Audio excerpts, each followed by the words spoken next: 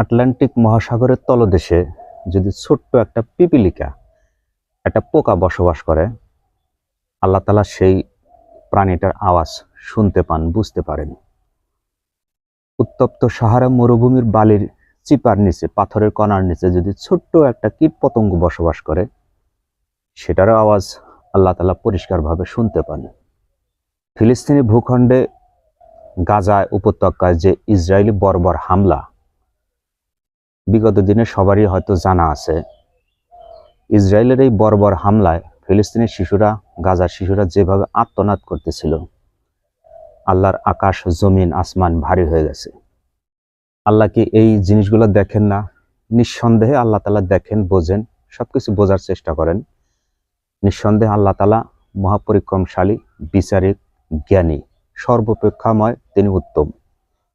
পৃথিবীর super power দেশ America তার মিত্র ইসরায়েলকে সহযোগিতার জন্য যে $2200 কোটি প্রণোদনা দিয়েছিল শুধুমাত্র ফিলিস্তিনি ভূখণ্ডে গাজা উপত্যকায় বোমা মারার জন্য, অর্থাৎ ফিলিস্তিনিকে একবারে ধূলিসাৎ করার জন্য।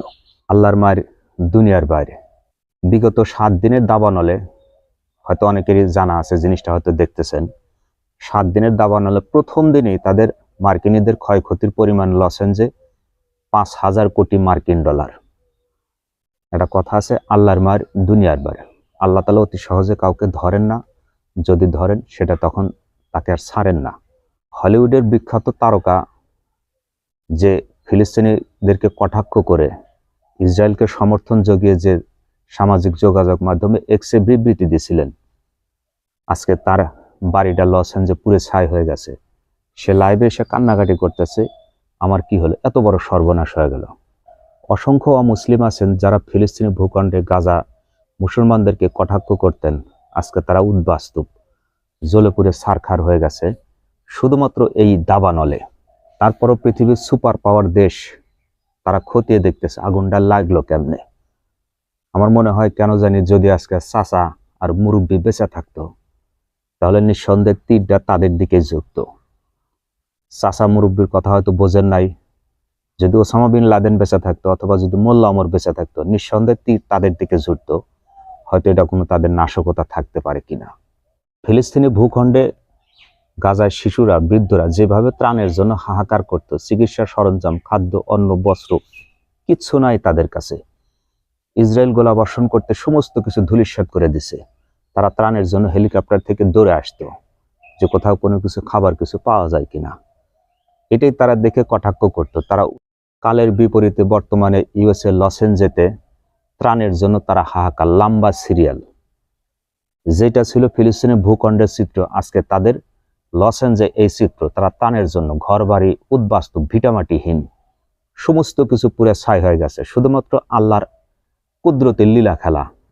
আমেরিকার দাবানলে বাতাসের গতি ঘন্টায় 80 থেকে 90 কিলোমিটার, 120 কিলোমিটার ঘন্টায় বাতাসের গতি, অথচ এক ফোঁটা ছিটা ফোঁটা কোনো বৃষ্টি নাই, শুধু শুষ্ক বাতাস।